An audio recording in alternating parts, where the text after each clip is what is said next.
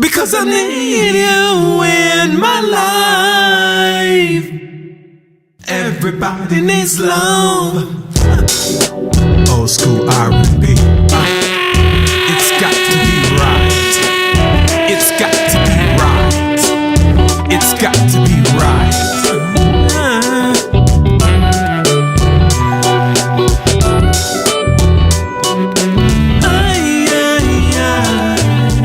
I wanna be with you, girl. I just want your love. Welcome to Music Talk, smooth jazz and R&B recording artist Derrell, Julian. Yay! What's happening? What's going on? What's up? brothers? What's How up, y'all doing? hometown? Oh, doing great. It's good to have you back. All in the right, all cities. right. Just want to ask you a couple of questions. You ready to do this interview? Man, you know, I don't normally, but that's cool. Go ahead. All right. So why don't you first start out telling us where you from? Born and raised, here in the Twin Cities, St. Paul, Minneapolis. I was born in St. Paul, spent the first half of my life in St. Paul, first 20 years or so, and then once I got my gig and moved to Minneapolis, I spent the next 20 plus in Minneapolis. So I spent half my life in both sides of the river, you should say. It's all good. Question: when did you get started in music? Wow. Man. My first music experience came in junior high. They call them middle school now. I took a band class in junior high, under the direction of a Mr. Rayford Johnson. Really started playing. My first instrument was actually an alto clarinet, similar to the alto saxophone.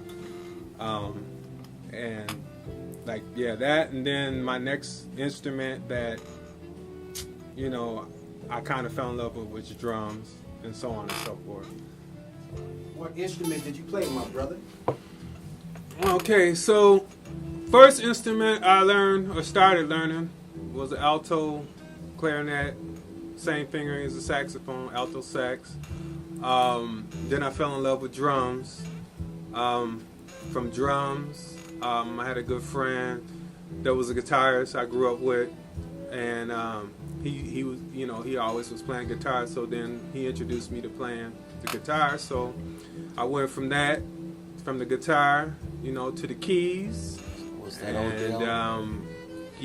Odell from Mint Condition? Yeah. Y'all play together? Yeah, we'll get to that. All right. But so I went from guitar to keys, and I just try to touch a little bit of everything, because I felt like in order for me to be relevant as far as a musician and be able to play with others and be able to write and produce, I needed to learn, at least the basics of a lot of the instruments. So that,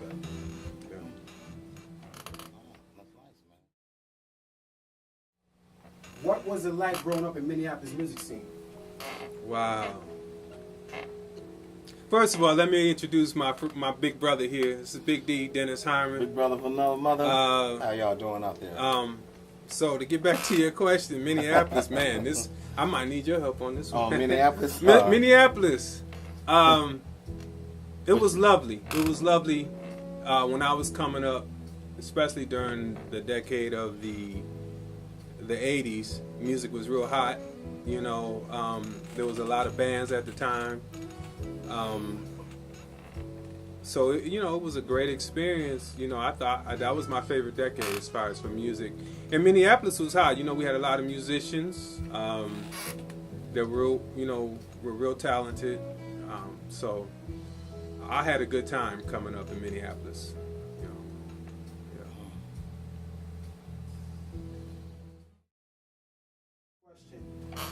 What was your affiliation with Prince? Wow. Oh, man. That's Man, is that the you one? had to That's go the one there. You Prince- had to go there. Prince that you kicked out of the place? Well, we gotta know. The audience wants to know. We ain't gonna tell that story, but I say this: everybody has a Prince story, or they feel like they were affiliated in some way. Prince, to me, was Minneapolis. He is Minneapolis as far as the Minneapolis sound. Right. Now, we grew up with him. He's like our big brother, so it's kind of a sensitive subject since he's been gone. We love him, you know, because he basically changed the culture for Minneapolis music. I mean, you had people wanting to sound like him, wanting to look like him, and not just in Minneapolis, but even in other cities that I would, you know, travel to. So Prince is the man, you know. But my personal affiliation came in the mid '80s when you know he had released the Purple Rain thing. That was like one of the first times I was able to be around him and in his environment. But then years later, my older brother got involved in his security team and ended up working with him very closely, and that brought me closer to him, and I was able to be around him from like, I don't know, 93 to 2003. You know, he did a lot of shows out at Paisley, and my brother was like one of the lead security dudes out at Paisley and one of his main security dudes. So I spent a lot of time out there during those 6 years. We didn't really get to develop a relationship per se, but we did have some encounters. So I would say my affiliation is he felt like family to me. We really miss him. But I wasn't, on the flip side, I gotta keep it real a little bit. Right. I wasn't really a fan, and I think that's why, not a fan like everybody else. I dug some of his tracks, but other people used to fan out about him, and I think he was comfortable with me being around because I didn't fan out. Well, But I don't then- think he was a hardcore fan, so Nah, not like that. When everybody was digging Prince, I was digging The Deal you weren't even a groupie. and Babyface in L.A. and all. I don't know. I was never a groupie. Dang, man. But nobody did it better than him as far as on stage. He set the bar so high, so it made it difficult for other musicians coming up because the Twin Cities was only about the Minneapolis sound at that time. Right. So it made it real difficult for me, you know. So why don't you tell us a little bit about what was your affiliation with Mint Condition? Wow, man. Here we go. So we had to hit you with that one again. Here we because, you know, go. the audience wants to know. And somebody been doing their homework. Okay, that's cool. I'm gonna say this. They're my family. I got my start with them musically. Those brothers are phenomenal. I respect those brothers to the highest level because they built a career during a time when it was most difficult for any band to do that. They stayed humble and they stayed grinding, and for that I will always respect them brothers as musicians. They're very humble, they're very down to earth. I played in a high school band that consisted of a couple of members from that group, Mr. Odell, the guitar player, and Mr. Stokely Williams. And back then, you know, my brother Odell, who I grew up with, he basically always talked about putting a band together. The whole time we were growing up, he was always playing guitar. Very talented brother, and so he recruited. You know, he went around the neighborhood and the school to see who was doing what, you know, who had the talent and who could play with who. And he put our high school band together, which was called Rampart at the time. And then later on, you know, that transitioned to Mint Condition. How come you didn't come to Minneapolis and look me up? Man, because you know Minneapolis had their own thing at that time. You know, he was trying to help us put St. Paul on the map. It didn't work. Yeah. But let me shout out the members of Rampart because that's where we all kind of got our started. Okay, on drums, of course, brother Stokely Williams, who is an incredible drummer. He was the drummer. A brother by the name of Mark Haynes was on bass. He's a bass player he's located in Canada, I think Toronto now. He has a group called Community, spelled with a K if you want to Google that or YouTube that. He was the bass player. Of course, Odell was the lead and rhythm guitar player. I shared vocals with a brother by the name of David Long, vocals and percussion.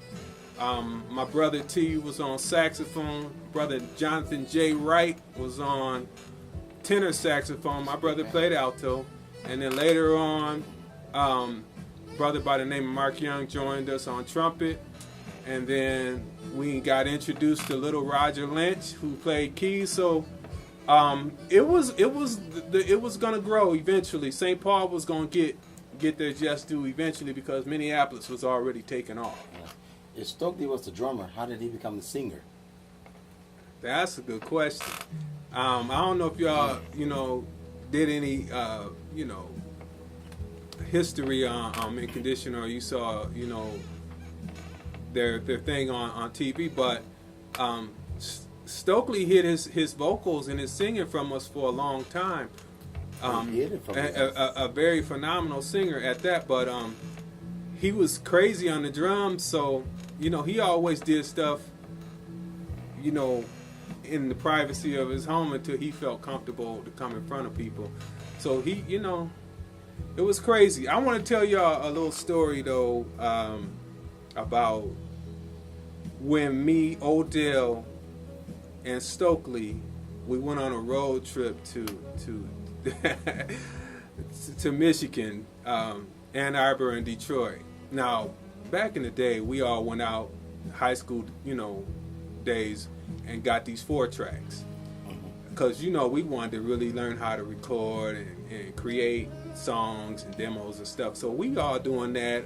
Odell would create some tracks and see if I can write to him. Because that's how I first got started. Just he would ask me if I could write to some of his stuff.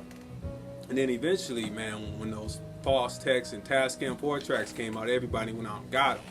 So, but here's how I knew when Stokely was going to be next level.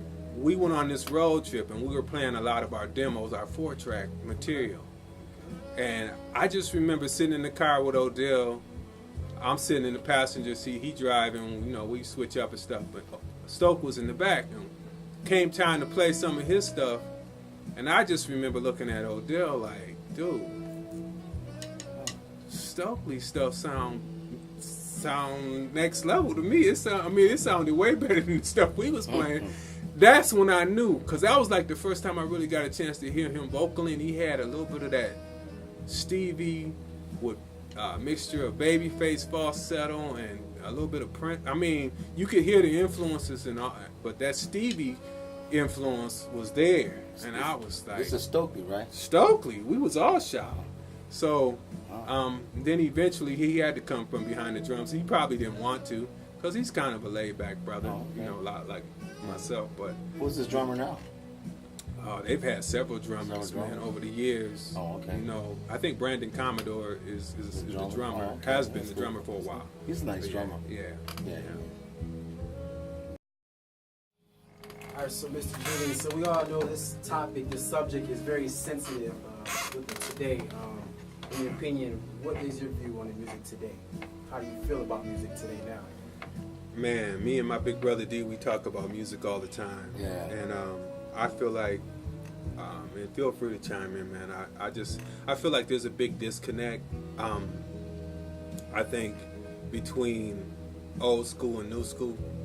I feel like today's music, and even the Minneapolis music scene, it's a disconnect between hip hop, R&B, all the genres, and I think people allow the industry to put them in boxes, I don't have a problem with old working with new and new technology, but because I'm very technical, but I just feel like the young kind of need to do their homework as far as the history of music and learn, and kind of go back to some of the basics, because we kind of caught in this technical age now where it's a lot of Pro Tools music, meaning cutting and pasting and taking from old artists, but not really giving them their credit or their props. Right.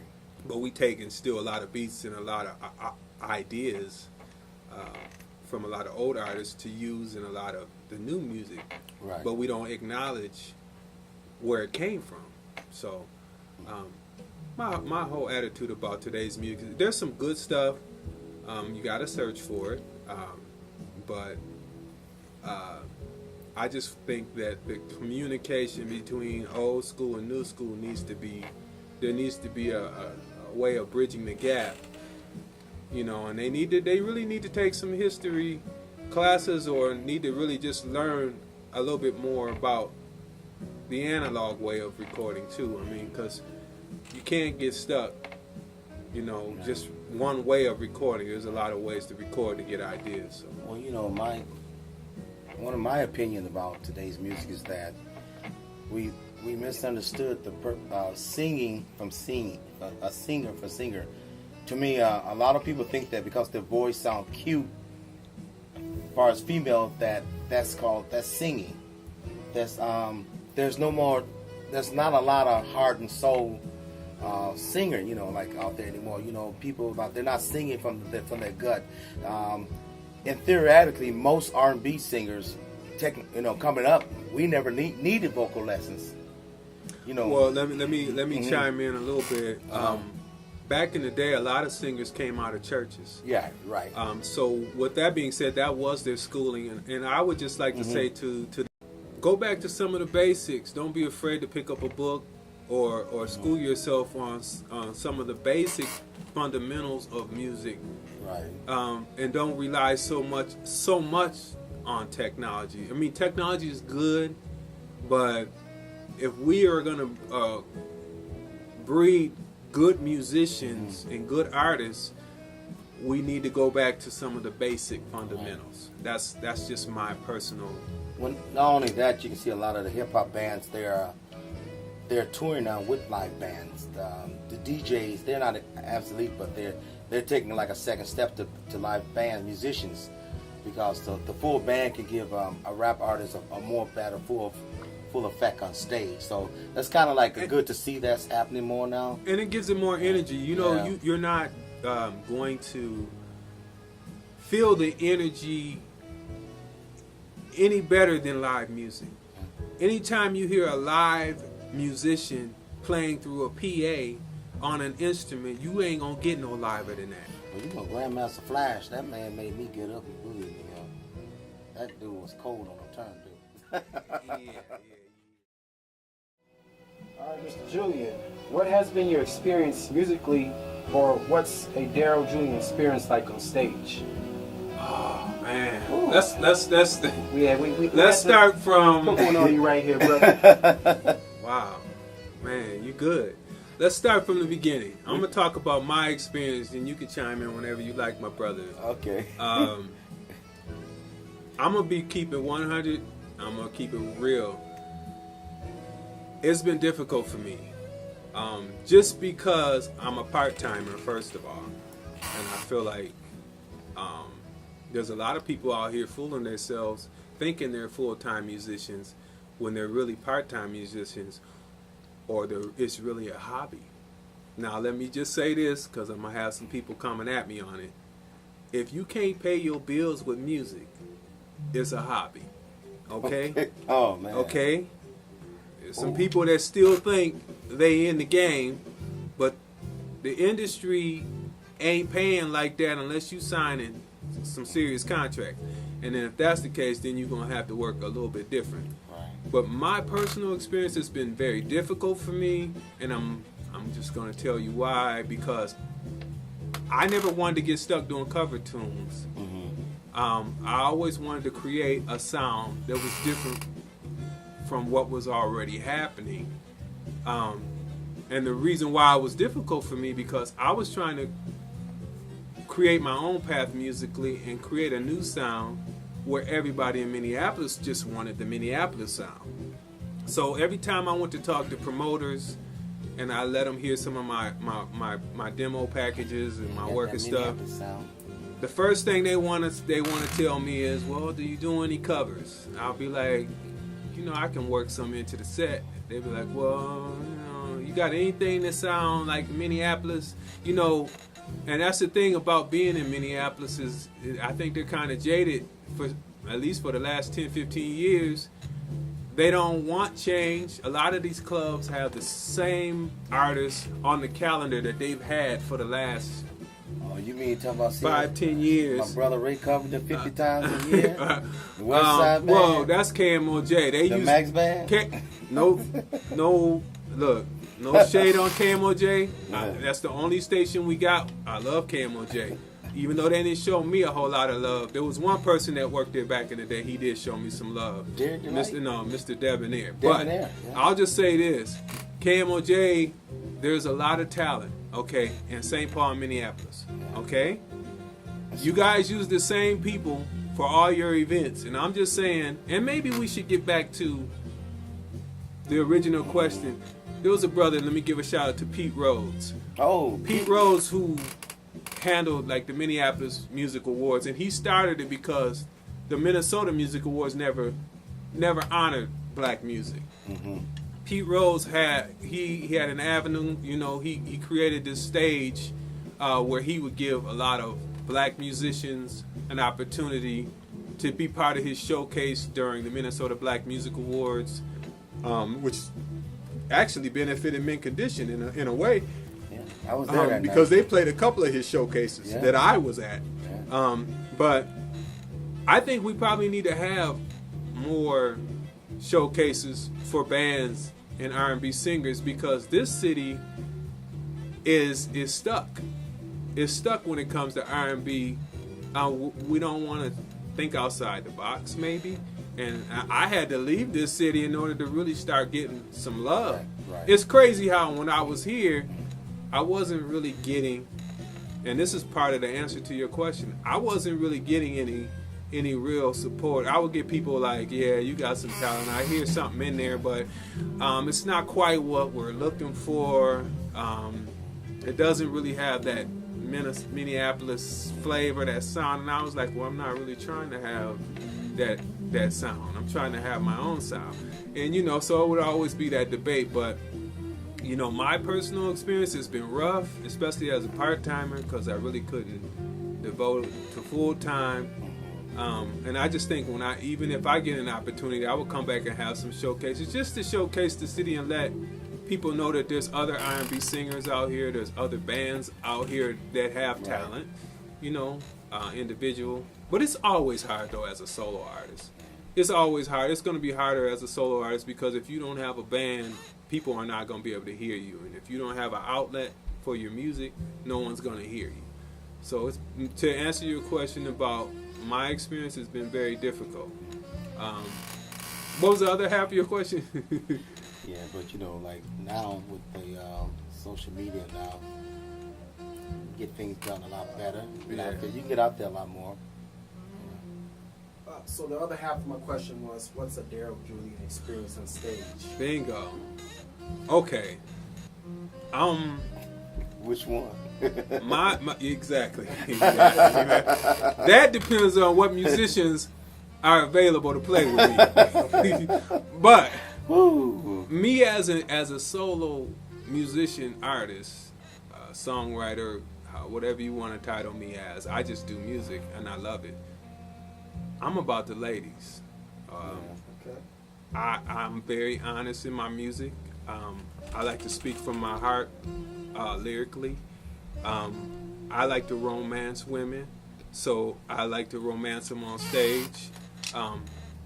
As far as through my music, you know, I ain't personal, but personal music is different. But musically, I just want people to, you know, we got the energy, but at the same time, I want women to feel romantic when they come to our shows. I want them to connect with us. Lately, I've been blessed to play with some really fine musicians.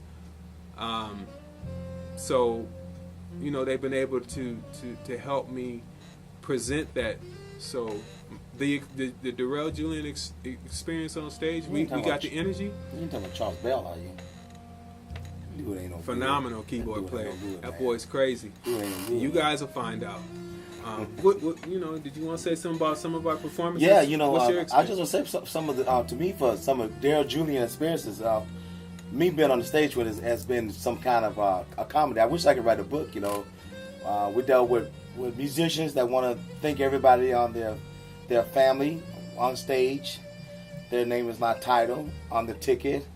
There is man, I don't want to say too much to hurt people's Well, no, feeling we though, keep it 100. but we have musicians that purposely unplugged Derrell Julian's guitar so that his solo won't come through. That's some of the stuff that he dealt with. Let's just say I'm a keep a long story short. Yeah. we had to experience dealing with musicians that Yeah. really wasn't about what I was trying to present. They was more about what they wanted to present themselves. And basically me and So they you had did it hidden together. agendas. So Yeah. and they wanted to try to get their own thing going, and that's cool. And I have a lot of room in my show for that. But come and talk to me is all I say. Don't try to do it without letting me know about it, because I've dealt with a lot of different personalities and a lot of musicians, so I kind of know the game. But I'm just saying, musicians, be honest with each other about what you want out of a situation, because I will accommodate you. I'm gonna be fair. But you do have some great ones that stood by you that came through. Yeah, Curtis such as Bell, yourself. Charles Bell, Yeah. Michael Ballard, Yeah. Brian. What's Brian's last name? Brian Graves. Brian Those are the Graves. musicians that I had the Dennis pleasure Harmon. of doing a lot of shows down at the Fine Line with. I did about a dozen shows between 2008 and 2011 before I moved to Orlando. And I'll just give you the name of the band members I played with. I want to shout them out. Of course, my big brother, Big D, Dennis Harmon on drums. Big brother Curtis Bell on bass. His phenomenal son, I call him Sticky, Crazy on keys. That dude can't play, man. That brother's bad. Brother Brad. Me on keys and vocals. Sometimes my brother's daughter would help us vocally. Deanna Harmon. Miss Deanna. Oh, yeah, that's right, Deanna. And now, what makes my music sexy ain't me. I'm going to introduce you to a brother by the name of Michael Ballard on saxophone. Crazy. He plays tenor, soprano, alto. And Brian Graves. They make my music sexy. I write the ballads, but with them adding the saxophone flavor to it just takes it to a whole nother level. So I definitely want to shout them brothers out and get ready, because I'm almost done with this next project, so we getting ready to get busy Can I again. ask a question? So if Charles Bell's a phenomenal keyboard player, that means I ain't gonna never get the chance to be the lead keyboard He player. got jokes. I ain't gonna never get a chance to lead. Me and you ain't playing better. Because I than might need 3 or 4 keyboards Me at a and time. you ain't playing better than him. So until me and you can play better than him, he's the lead. Is he keyboard playing player. 3 or 4 keyboards at one time? Well, I've been told he can. Yeah, you were told to I'll leave alone then. All right, so Mr. Julian, we just have 2 more questions for you. What projects or people have you worked with? Wow. Because your fans, they definitely want to know who you're working with, what projects is coming up. For starters, I ain't even trying to date myself, but I worked with some major artists back in the 90s, but I won't even go there because that was some business that wasn't handled properly, so I won't even touch that. I created 3 solo projects myself. My first project, I got it as far as into stores, but man, doing it the way I did it was probably unconventional. It was very unpractical as an individual. I had to finance everything myself, to the point where I always had the money to be able to write it, arrange it, produce it, because there's steps to this whole game, and you guys think this music thing is easy, but sometimes it takes a whole maybe year or 2, maybe 3 years to finish a project, and a song can be old after 2-3 months after it comes out. See, you don't realize the artist worked on that probably for over a year or so. But as far as what I had to do project wise is my first one. I had a distribution deal, which got it into the stores, but I ran out of, I didn't have no real funding to promote it, so I had to self-promote. So that really didn't really take off too well. I mean, I did as much as I could with what I knew and what I learned. My second project, I generated a little bit more of a following. I had a little bit more of an interest, and now I'm working on a third project, which I hope to have ready to go for 2018. Yeah, I'm just in some of the mixing and mastering stages now. So let me give you musicians out here just a little bit of Music 101. There is levels and stages to this whole music thing. This thing ain't cut and dry. As far as people who play instruments, not the other so-called producers who cut and paste. I'm talking about the ones who pick up instruments. You have to create a song, write it, arrange it, record it, mix it, master it. You need to do some paperwork to make sure you own it. Hopefully you can get some publishing so that you can get paid if it ever gets used. So there's levels to this, and then once all that is done, you need to figure out some avenues to promote it, whether it be live performance, radio, or just putting on shows and promoting it yourself, because you can create music all day long, but if you don't have anything to promote it with or any avenues to promote, no one gonna hear it anyway. That's true. So there's a whole bunch of levels to this music thing, and I had to learn. I went to the school of hard knocks. I had to learn. I took baby steps. I didn't have anybody really guiding me. I just watched a lot of musicians because I was fortunate to be around some incredible musicians and seeing how they did it. But handle your business. That's all I can say. All right, that sounds like a great day. My brother. Who are your favorite musicians from Minneapolis? Wow. Let me start with drums. And you can feel free to chime in whenever you want, but I'm going to go through this. Drums. I'm going to say Craig Dion. Michael Bland. Stokely. Probably two of the top drummers that I ever seen kick. And then there's a brother that used to play with a group called New Congress. His name is, they used to call him Smitty. He's tight. But my boy Craig Dion is probably one of the funkiest, because he sings and plays.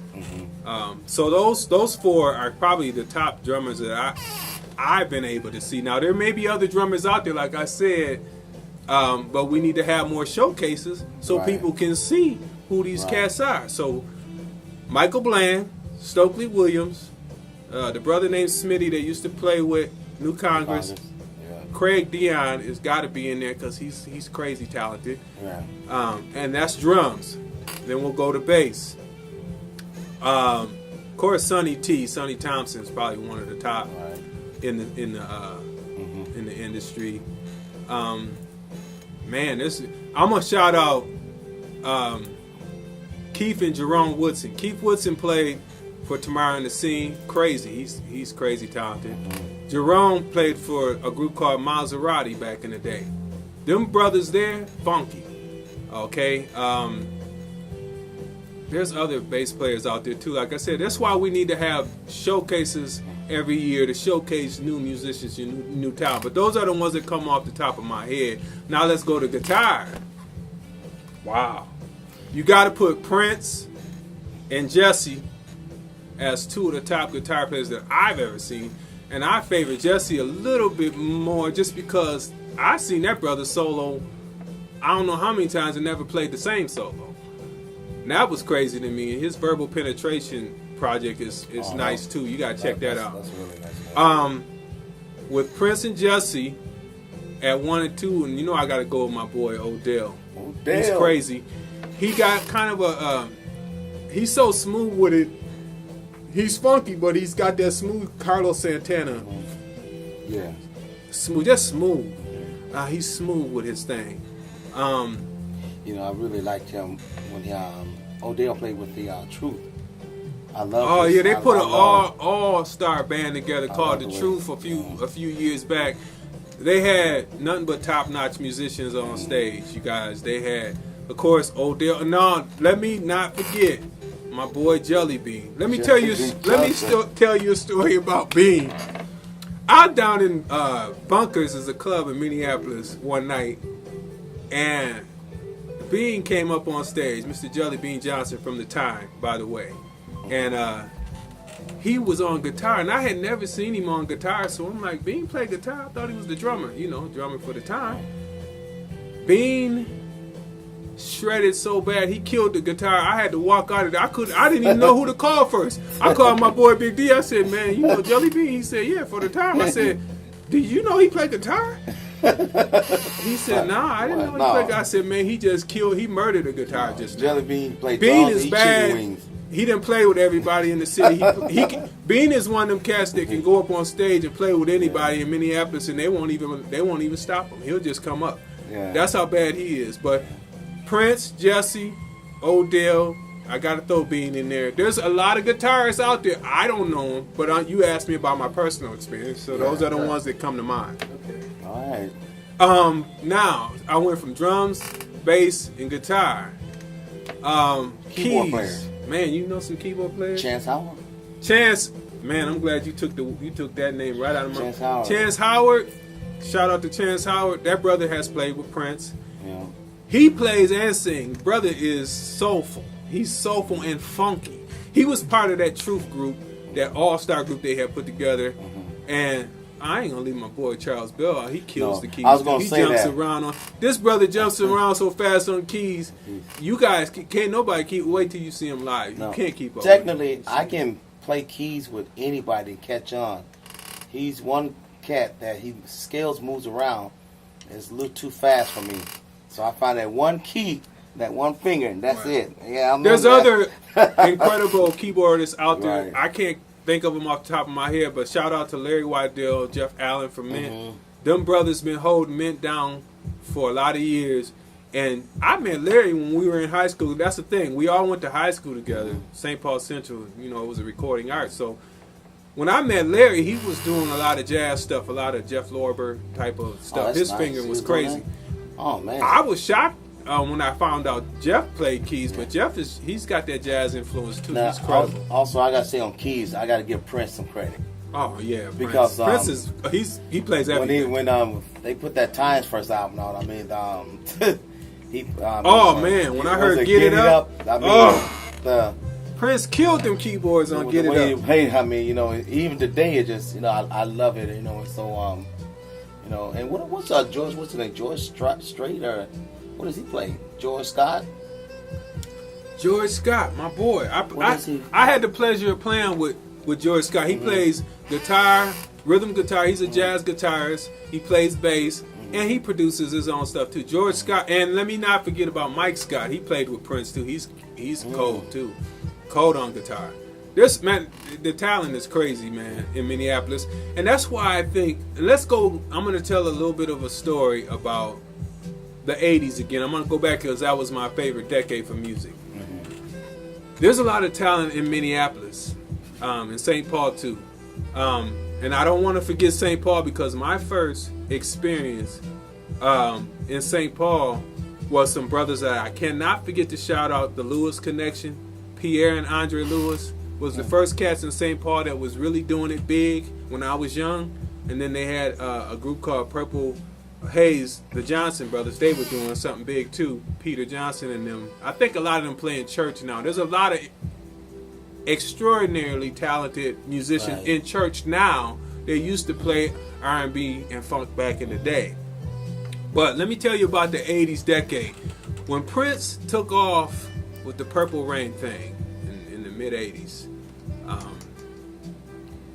it brought a lot of musicians from surrounding cities to Minneapolis because they thought, when they seen the movie, that, man, Minneapolis is the spot.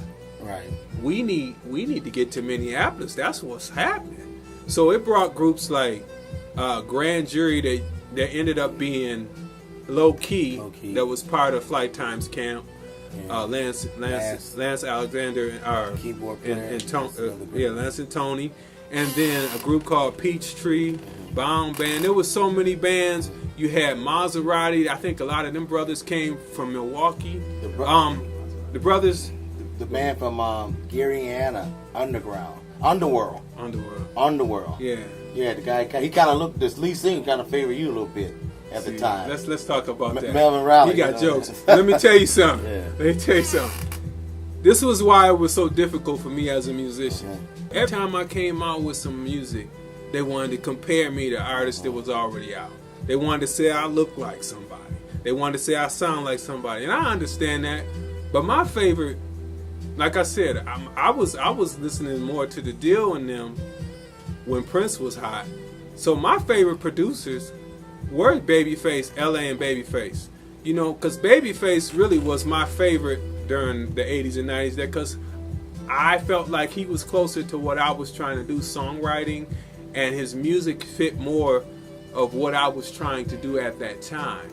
Now I'm leaning more in towards the smooth jazz or the contemporary jazz and R&B thing, and the reason that is because there's more opportunities to do jazz festivals. When you incorporate horns into your music, into R&B, so my horns are the jazz, I'm the R&B.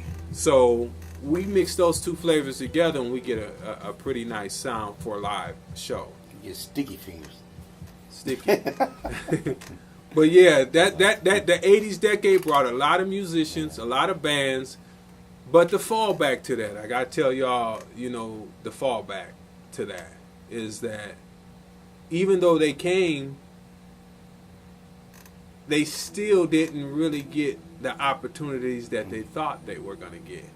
I mean, Jimmy and Terry gave some people some opportunities to come and produce, but the bands didn't get. They didn't sign bands. They didn't, you know, there weren't a whole lot of outlets. See, people thought you come to Minneapolis, you get a record deal. That's not what was happening in the 80s. It didn't happen for a lot of us, and we try. So, do your homework as musicians, and don't stop playing if you love it. I mean, I've been doing it for a lot of years, so obviously I love it. It's a freedom to be able to play and record, and especially when you're on stage. It's a freedom, it's an outlet. For me, it's therapeutic, because that's the only time I really feel free to express myself, because I gotta be nice to people every day on my day-to-day and on my jobs. And when you finally get on stage, you can be you. And so did you know I have a concert every week? You got jokes. I have a concert every week. He has a concert every week in his house. Every week. I'm in my own music, playing by myself to everything. Don't mess with me until the whole track is over with. And this is how I know. This is how I know when musicians love music, because I can go in a room. My big brother D can go in a room. Brother Sticky Charles Bell can go in a room and play for hours and not bored. No.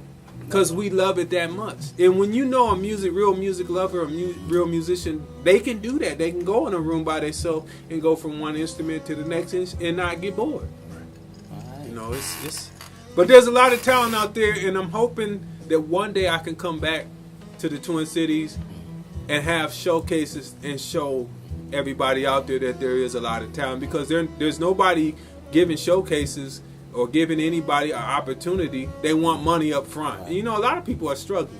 Yeah. Do something where you can give somebody an opportunity to at least show what they can do. That's all I'm saying. Can I say something? Yeah.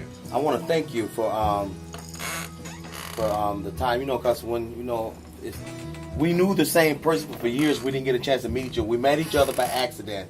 But once we met each other, you know, we connected, and I was never trying to go where I am now, you know, into music, but you kind of guide me there, and you have gave a lot of people opportunity here that nobody would give them a chance on stage, but you gave them that chance. And they probably won't acknowledge it, but that's I would cool, say don't do it, but you said no, man, don't. You know, so I appreciate. Even that. though you know, there's no money was in it, but the experience and the opportunity to get out there, you know, and to do it, you know, and I have not met any R&B artist that does their own music like you, that the fine line constantly call, can you come back, can you come back? There's a lot of guys out there that does good music they want to know how to get it fine line, but they're not calling them, you know. And so that must means they must really like what you're doing. And I enjoy playing with you, having fun. You know, that, you know, it's cool to jam, but jamming can get bored if you're not headed anywhere. You know, and so I just want to say thank you for all the years, you know. Well, let's talk. I appreciate it, man. And you don't hear thank you a lot from brothers. You've been getting paid ever since I met you. But let's just talk a little bit before we end this. Okay. About our experience in the early years when we first met each other. I'll let you say how you felt. No, go ahead. I like what you're saying. Okay. Like he said, we kind of met on an accident. I'm the type of brother, let's just say this. Derrell Julian is the type of brother that welcomes talent. I never shy away from talent. I grew up during a time when everybody was competitive. You know, and I still hear that in a lot of the older brothers, like, he ain't high, he can't kick. You know, I'm better than him on this instrument, I'm better than him on that instrument. And this is why we hold each other back. Yeah. I'm the type of brother that I want to see your talent. And I want other people to see your talent. I'm not going to hold you back. And I could go into something else pertaining to Prince, but I'm going to save that for another interview. But, you know, he helped a lot of people get opportunities to play with him, but they had to play what he wanted them to play. So, but I'm just saying, I allow people freedom, so I think we need more of that, you know, in this whole brotherhood, this whole musician family, because I still consider myself from the Twin Cities. I tell people all the time. And let me tell you another thing. When I go out of town, the other cities, I'm going to tell you, I struggled. No lie, I struggled in Minneapolis, in the Twin Cities, doing my music, and I'm still struggling. But I get more love when I go out of town, and it's crazy. When people find out I'm from Minneapolis or the Twin Cities, they want to invite me to their house. They want to invite me to jam sessions, because they feel like I'm the closest they're gonna get to. We need to go home. A Jimmy Jam and a Terry Lewis, because the first question that everybody asks me when I go out of town. And they find out, oh, dude's from Minneapolis. Oh, dude, I could tell he was somebody. He looked like he's somebody. You know, they don't know how that brother with shades, man. He got a little swag to him. They found, oh, dude's from Minneapolis. Ask him if he know Prince. Ask him if he know Jimmy Jam and Terry Lewis. Yeah. Ask him if he know Mint Condition. Yeah. And I be like, man, I ain't really trying to talk about them, you know, bring them up in the conversation all the time, because I'm trying to do what I do. But they're really my family tree. So, like I said, I'm affiliated, but that's it. They're family. That's it. You know, sometimes everybody has different musical paths, and we all go our own different ways. But you know, it's been real. You guys look out for me somewhere. I'm always gonna be doing something, but you know, just check me out. Be my friend on Facebook, Derrell Julian, and just try to keep up with me and support me when you can. I'm just a brother that's out here trying to do it and represent Twin Cities of St. Paul and Minneapolis. Even though I reside in Orlando, Florida now, this is still home. So. All right. My brother, appreciate it, man. Julian, I appreciate your time. Thank you for the wonderful interview, man. That's what's up, man. God bless, my brother. I appreciate the love, y'all. Yeah, it's coming, y'all. Yeah. Never give up. On the Twin Cities. Look, Podcast, a good Derrell friend Julian. of mine told me, you know what happens when you give up, right? Nothing. Nothing happens. Nothing happens. All right. You heard it first, so Mr. Derrell Julian, Big D. Yes. Been the feeling funky. All right. I hope that didn't